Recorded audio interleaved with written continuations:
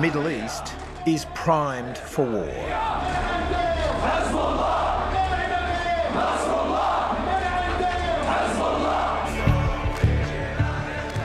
Israel's war with Hamas has inflamed the region.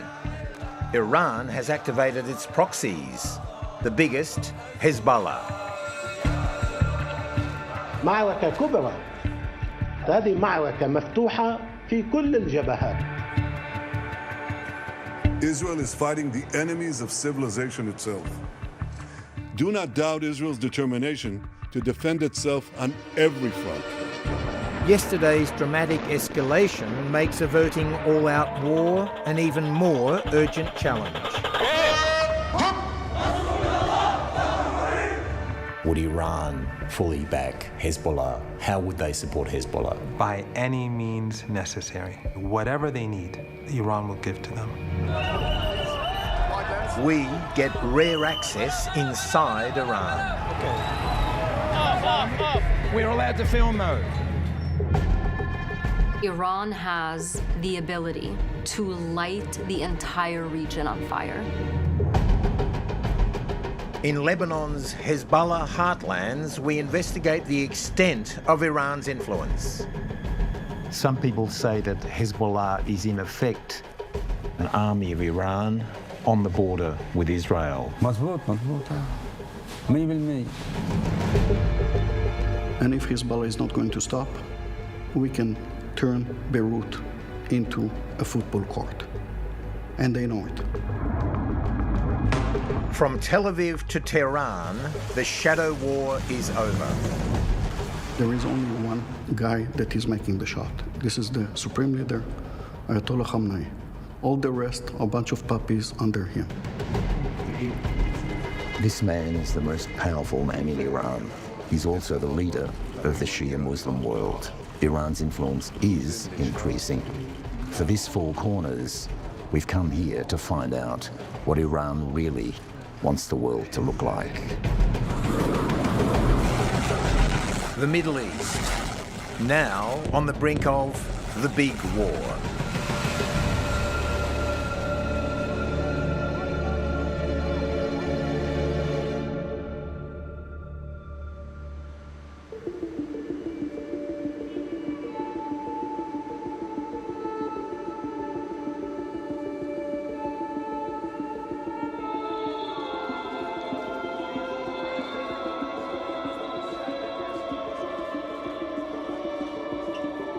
In the heart of Tehran, there's a billboard the size of a building.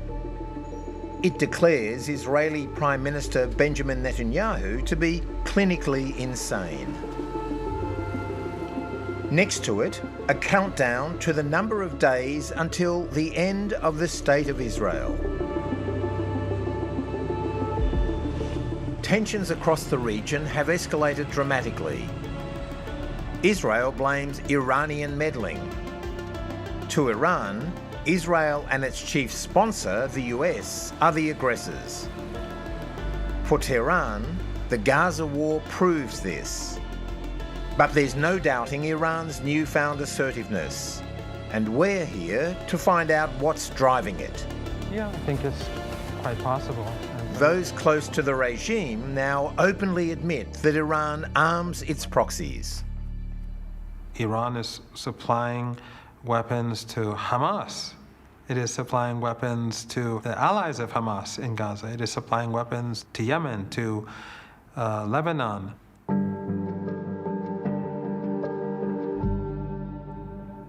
The United States is supplying weapons to the genocidal regime in Tel Aviv. Iran is supplying weapons to those who are indigenous to the land and who are defending themselves and whose women and children are being battered. It's clear who's on the side of morality and who isn't. Among ordinary Iranians, there's little appetite for war. The Ayatollahs, backed by the Revolutionary Guard, rule with an iron fist. The 85-year-old Supreme Leader, Ali Khamenei, has been in power for 35 years. This is a country where nearly 3/4 of the population wasn't even born at the time of the Islamic Revolution in 1979. Today, it's a young country ruled by old men, backed by a repressive and thuggish security apparatus with an appalling human rights record. Increasingly, the demographics are dictating against the old men.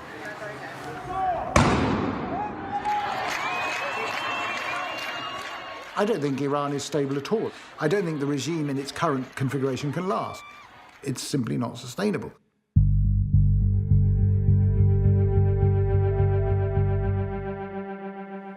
The issue that the regime has is that it has lost contact, it has lost a connection with the wider population and wider society, much of which is younger or young, and much of which has no connection whatsoever to the original revolution.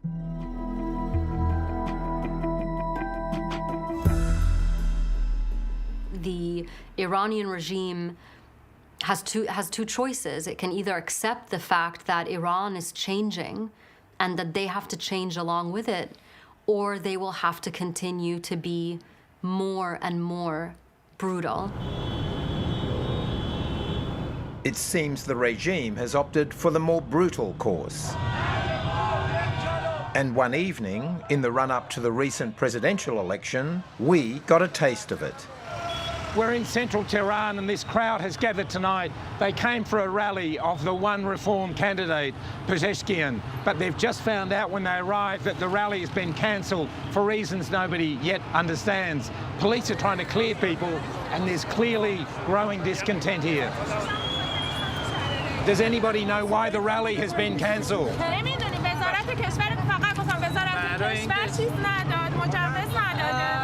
Is this an attempt by the government to censor one of the candidates? 100%.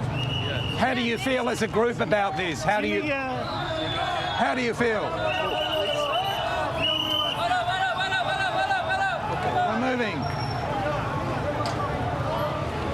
It's okay. We're quickly reminded that we're in a police state. It's okay. Off. They say it's been cancelled, you have to go. We keep the camera rolling. We've been allowed in by the government of Iran, yeah? No. Why can't we film? Excuse me, he's taken my press card. We are surrounded and physically restrained by uniformed and plainclothes police. One of them notices we're still filming. It's okay. He's okay. Put it down, Ron, put it down, and I want it to be off. The police try to wrench the camera from us. He doesn't need to do this. They demand our footage. You don't need to do anything. No, do not take that. We have a situation. We have a situation where they're being arrested. I just showed them what they want. Can you get him? Please. They wrestle Ron, our cameraman, to the ground. Just Please. stop. Just stop.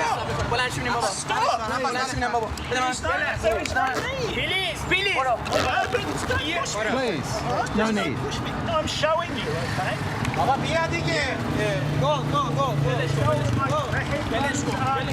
Okay, it's okay. You don't need to push. They take us away for questioning and insist we delete what we filmed. We refuse. It's okay, we're coming. You don't need to do anything. It's okay, we come.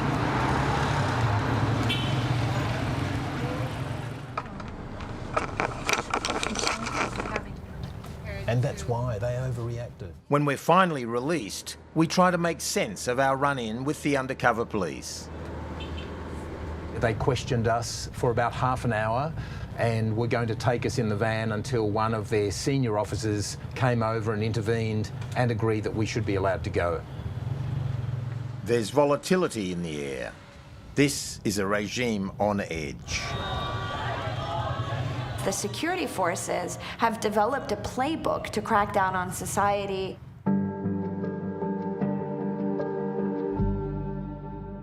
To surveil the society, to arrest, detain, and really keep a sort of climate of fear over people to prevent protests from continuing to mushroom. Anger and resentment last spilled onto the streets 2 years ago. A young woman called Mahsa Amini had died following her arrest by the feared morality police. Her alleged crime? Not completely covering her hair with a scarf. As Iran's ageing theocrats prepare for war, there's been serious unrest at home, with young women leading the protests. We can't talk to ordinary Iranians about these issues or go where we want to. We're accompanied at all times by a government minder. So we commissioned an undercover team to speak to the Iranians we couldn't talk to. Here's a sample of those they interviewed in 4 different cities. و زندگی در ایران برای ما ایرانی‌ها خب یک چیزی رو که اگر تشبیه بکنم به جهنم خیلی عامیانش رو بگم به جهنمی که یک سیستم حکومتی دیکتاتور برای مردم به وجود آورده. این جوانی ما هست که کاملا تمام شده به خاطر این انقلاب. چون الان مردم دیدن که بعد از اعتصاب تعداد زیادی اعدام، شکنجه و زندانی شدن. در نتیجه واقعا یک ترس از دولت توی دل مردم افتاده. Those our team spoke to don't want war. الان میخواد سرمایه این مملکت رو همه‌شو برای حماس و برای حوثی‌های یمن و برای فلسطین خرج بکنه. این همه مردم هم تو ایران تو گرسنگی داره بدبخت میشه. ما مردم ایران مخالف هر گونه جنگ افروزی توی منطقه. همین حزب الله تمام خرج و مخارجی که داره برای جنگ افروزی توی منطقه انجام میده رو از سفره مردم ایران داره میبره. There's another issue causing alarm in the region. Iran's controversial nuclear program. In May, the International Atomic Energy Agency reported that Iran may now possess enough near weapons-grade uranium to make 3 nuclear bombs.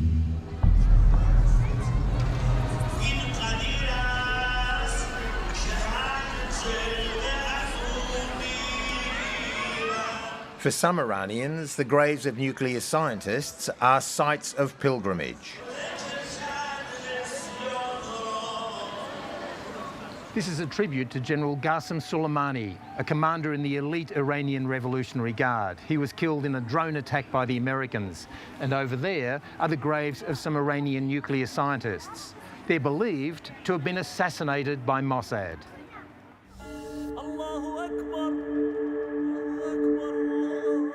Dr. Mohsen Fakhrizadeh was dubbed the Oppenheimer of Tehran. This is how Dr. Mohsen Fakhrizadeh, head of Project Ahmad, put it. Remember that name, Fakhrizadeh. 4 years ago, while driving along a side road east of Tehran, his car was hit by remotely operated machine gun fire, reportedly controlled by a satellite. Dr. Fakhrizadeh was the 5th Iranian nuclear scientist assassinated since 2007, after Israel's foreign intelligence agency, Mossad, was ordered to prevent Iran obtaining nuclear weapons. But there's a reason Iran might want a nuclear weapon. Israel is an undeclared nuclear power with an estimated arsenal of at least 90 warheads. What stage is Iran's nuclear program? It's a peaceful nuclear program. The International Atomic Energy Agency has said that repeatedly. Iran does not have the intention to build a nuclear weapon. You cite the IAEA, but only in March this year, the head said that Iran's failure to provide full transparency into its nuclear program is increasing risk. The IAEA clearly worries about your nuclear program. Well, first of all, we are not violating any of our commitments. We are just not cooperating like we used to do. But Iran is failing in its commitment to limit its uranium enrichment. I think Iran has been quite dangerous for some time. It's a revolutionary power. It seeks to destabilise as far as possible. This idea that it's on the strategic defensive, in my view, is wrong. Against this backdrop, Iran launched its first ever direct attack on Israel in April. It was in response to Israel's bombing of an Iranian diplomatic compound in Syria, which killed 16 people. Iran launched more than 300 drones and missiles at Israel. Nearly all of them were shot down. There were no fatalities.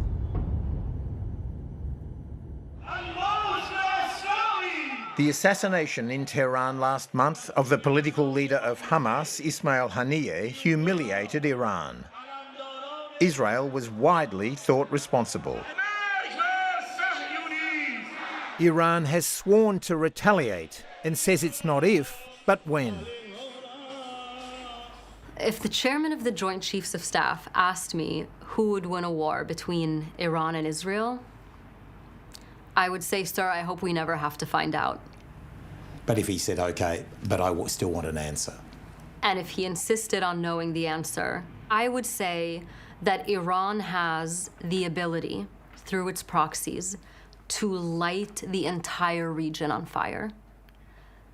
And regardless of who is left standing on the battlefield, that is a loss for everyone, including Iran and including Israel, because a war between Iran and Israel would leave both of them absolutely decimated, devastated, and in ruins, as well as the region around them. That's how serious it is. What about a war between Hezbollah and Israel? When it comes to war between Hezbollah and Israel, you can't separate that from a war between Iran and Israel.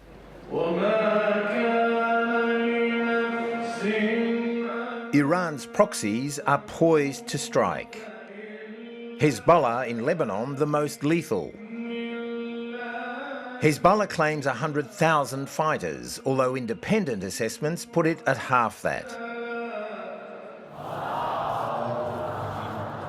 The group is led by Lebanese Shia cleric Sheikh Hassan Nasrallah. Today, he's addressing the faithful in a Tehran mosque. His status here, a measure of the deep ties between Hezbollah and Iran. To the Western world, Sheikh Hassan Nasrallah is the leader of a terrorist organization. But here in Iran, he's revered as the Lebanon-based leader of Iran's so-called axis of resistance against Israel.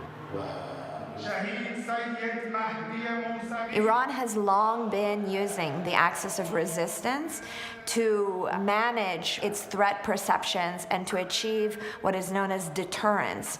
It does not want to have threats like the US or Israel close to its borders. So by supporting the axis of resistance, Iran pushes its threats closer to its enemies' borders. So this is the first time we are seeing this network coordinate, operate, militarily engage, sequence their actions. And so this is a unique moment for these groups, but also to understand their capabilities and their ability to invoke havoc.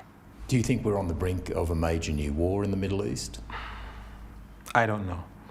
It depends on what the Israeli regime does. If they carry out a major attack on Lebanon, then all bets are off. If the Americans get involved, then we will have a regional conflict. Israel has failed in Gaza after 9 months. They don't have a chance against Hezbollah. Not a chance in the world. And Iran will definitely support Hezbollah, just as Iran supports Hamas and its allies in Gaza. Iran supports them now. They will continue to support them with whatever they need to defend themselves. And Iran will do the same for the rest of the resistance. What would that support from Iran be? Would that be in supplying more weapons? How would they support Hezbollah? By any means necessary. Whatever they need to protect their country, to protect their people, Iran will give to them. Iran has already given them the tools that they need, and they are fully prepared to defeat the Israeli regime.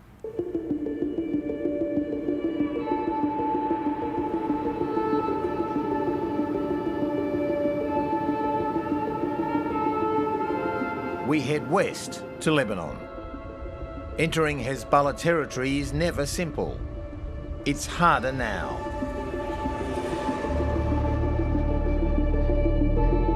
What Iran calls its axis of resistance extends through the Shia Muslim world, from Iran, through Iraq and Syria to Lebanon.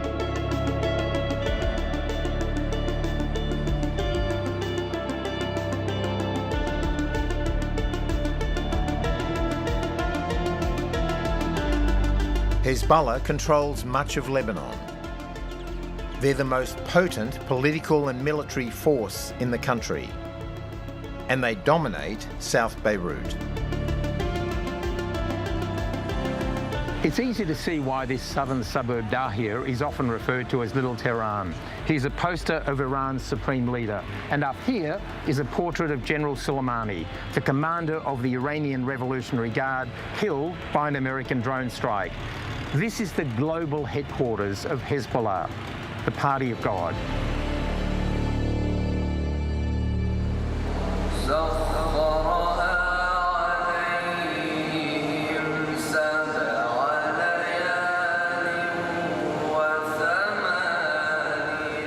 Friday prayers in Dahir, where the Party of God comes to worship.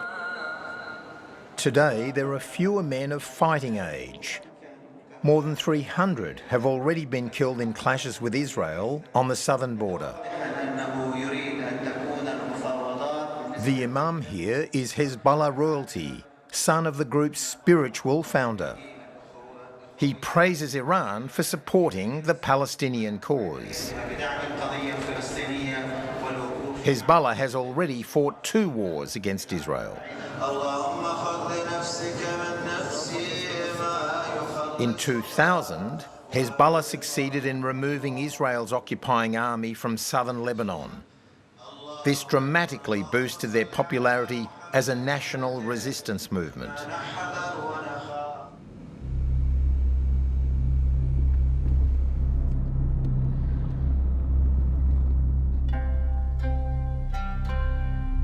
We cross the mountains into the notorious Bekaa Valley, another Hezbollah stronghold along the frontier with Syria. We're deep in Hezbollah territory here in Lebanon's Bekaa Valley. Israeli drone attacks here are increasing as Israel tries to kill Hezbollah commanders. Just in the last 4 days, 2 senior Hezbollah operatives have been killed, or as Israel would say, eliminated. One was killed just over there in Baalbek. He was a major procurer of weapons from Iran. The other was a former bodyguard of Hezbollah chief, Sheikh Hassan Nasrallah. Branded a terrorist organisation in the West, Hezbollah provides social security, education and healthcare, and has 13 MPs in the national parliament. Militarily, Hezbollah is much more powerful than Lebanon's national army. In the far north of the Bekaa Valley, just kilometres from the Syrian border, a Hezbollah politician has agreed to meet us.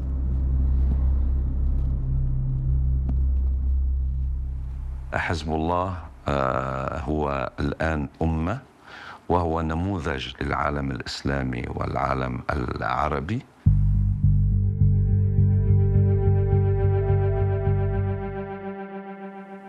قدرة حزب الله ليس فقط فيما يملك من سلاح، لأنه إلى الآن مع الدعم الإيراني وغير الإيراني الإسرائيلي يتفوق علينا بالسلاح. فكيف تفسر انتصاراتنا على هذا الكيان والرعب الذي يعيشه؟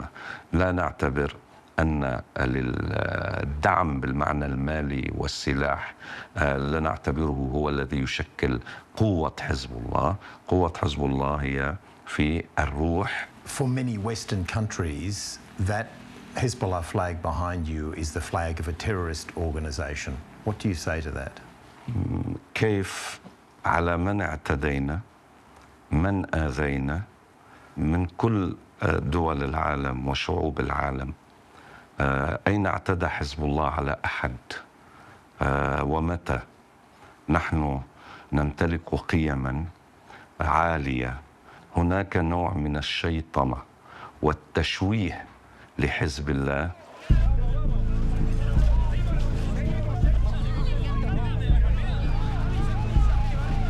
In reality, Hezbollah has been held responsible for numerous terrorist attacks, often targeting civilians in many countries. Do you ever think that Israel would like to kill you?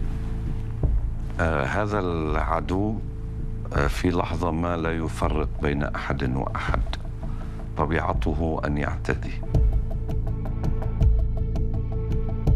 Locals told us there are secret training camps, missile silos and drone runways in these mountains. Recent footage from Hezbollah surveillance drones has caused great alarm in Israel. Here, one flies over an Israeli naval base, undetected by the nation's Iron Dome defence system. The drone passes over sensitive military areas. الإسرائيلي يعلم يقينا أنه من يستطيع أن يصور القبة الحديدية يستطيع أن يستهدفها، ومن استطاع أن يصور عن بعد أمتار الميناء يستطيع أن يستهدفه، ومن استطاع أن يصور خزانات الوقود والنفط والكيميائيات يستطيع أن يستهدفها. الموضوع ليس فيما يمتلك من سلاح. نحن نرى أننا أصحاب حق. Hezbollah's arsenal is conservatively estimated at 120,000 missiles. The group boasts that all of Israel's major cities are now in striking distance. Are you saying that your missiles can hit every part of Israel? لا يوجد متر من أرض فلسطين المحتلة إلا ونحن نمتلك القدرة على أن تصل إليها يدنا وصواريخنا. ليس على سبيل العشوائية، إنما أيضا في أهداف نقطية. And Ihab Hamadeh warns Benjamin Netanyahu against opening a new front with Hezbollah.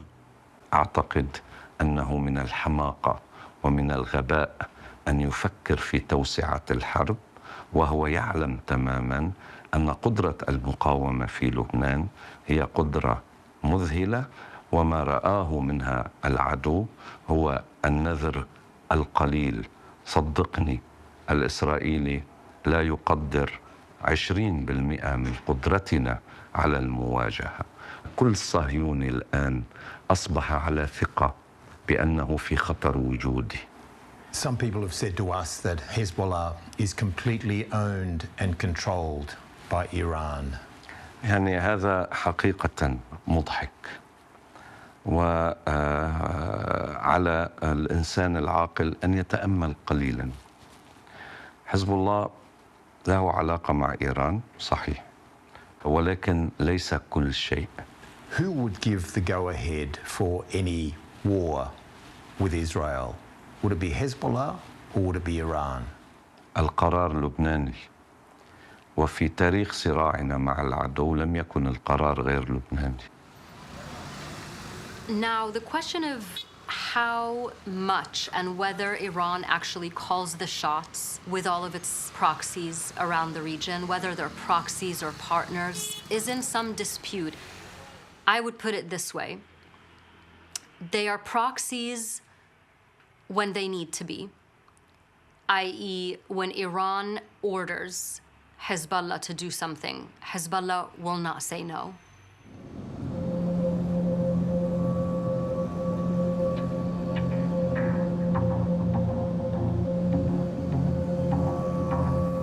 Driving through these Hezbollah areas in the Bekaa Valley, it almost feels like we're back in Iran. The roadsides and roundabouts around here are just lined with images of Iran's supreme leader and Hezbollah's chief. 4 Shia Muslim families dominate this valley. The patriarch of one, a Bekaa warlord steeped in Lebanon's violent recent history, has invited us to his family home.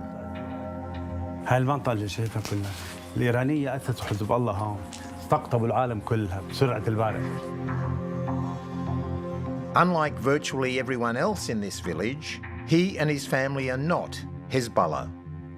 But his status in Bekaa makes him untouchable.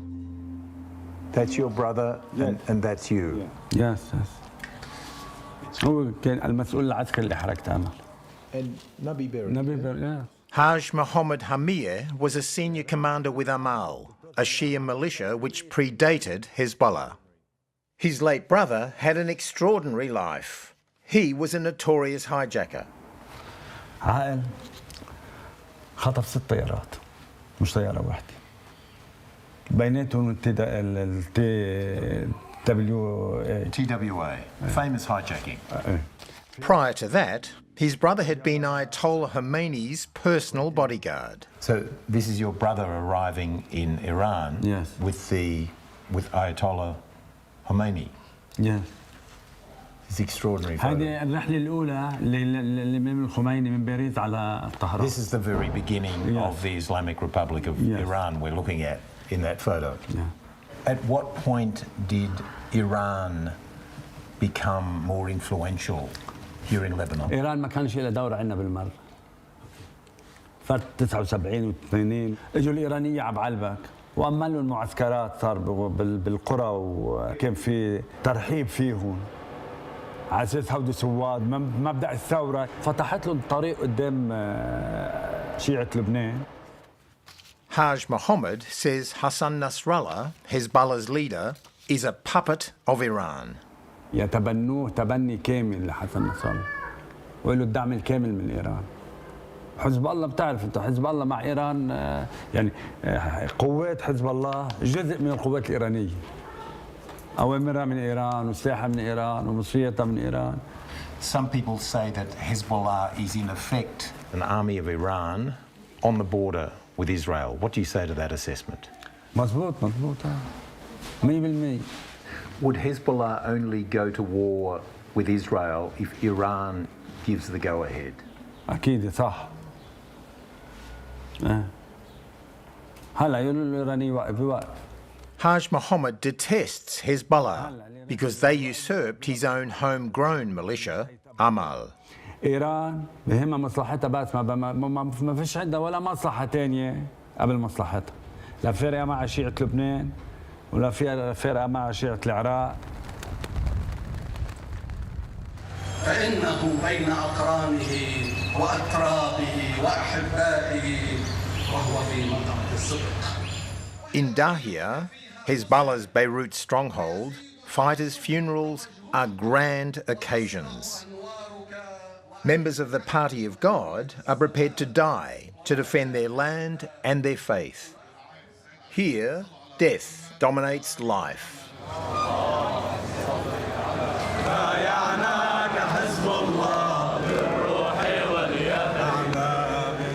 They're saying farewell to Samir Eid Kabani, a veteran fighter and father of 9, cut down not by an Israeli missile, but in a gunfight between rival militias.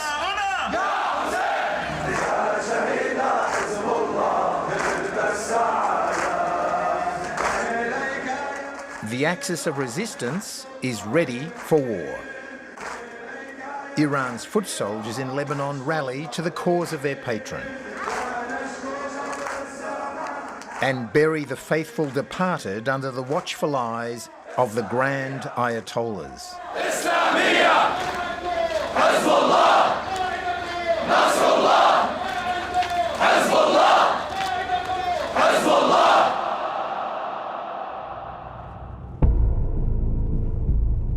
Northern Israel, where tensions are rising along the border with Lebanon. Now, perhaps the world's most volatile frontier.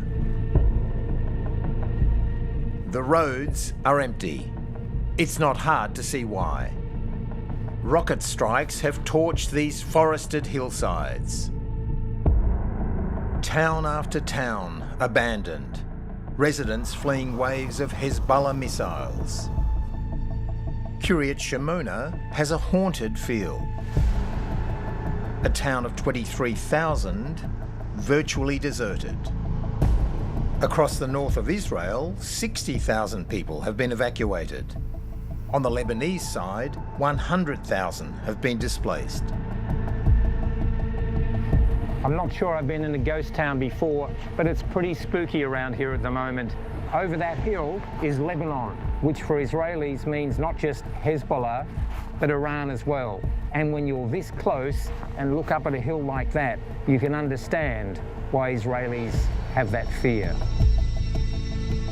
Since the Hamas rampage on October the 7th last year, Hezbollah has launched more than 1,800 cross-border drone, rocket and artillery attacks on Israel. Israel has struck more than 7,000 targets inside Lebanon. And that's before any regional wars even begun. Before the war, I used to be on the borderline every day. On the farthest ridge, you can see a Lebanese town. And if you truly have sharp eyes, you can see some. Lieutenant Colonel Sarit Zahavi, a former Army intelligence officer, lives along the northern border, a little further west. How does Hezbollah compare to Hamas as a military force? It is 10 times more stronger with regard to the amount of missiles and rockets. The commando units of Hezbollah, those are the one who has the mission to invade into Israel. We've spoken to some Israeli defence and intelligence people or experts who've said there's as many as 120,000 missiles in Lebanon pointed this direction. Double amount, 240,000. When I look at the options, I'm very worried because one option is a full-scale war. We are not at a full-scale war now. It's a kind of a war of attrition now. What's the solution to this? No solution. No solution. We ended up in a situation today that it's a terrorist army working for Iran, and it is over here, and we don't have a solution that will prevent all these casualties. Tel Aviv, a Mediterranean city of 4.5 million, did not expect this. It's 3 a.m.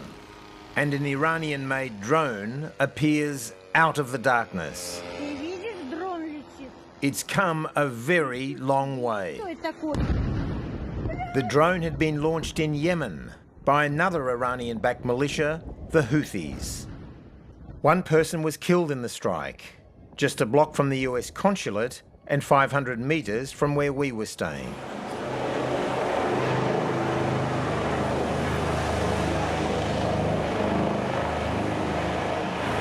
The idea that one of Iran's proxies could hit the very heart of Tel Aviv has shocked this country. If Israelis weren't in fear of the long arm of Iran before this attack, they certainly are now. Nearby buildings are not badly damaged, but it sends a very clear message. Israelis are frightened now. But as hostilities grow, many around the world view Israel's occupation of the Palestinian territories as the major source of instability. To what extent does Israel's policy towards the Palestinians make it easier for Iran to recruit? The Iranians don't give a damn about the Palestinians. It's just an excuse for them.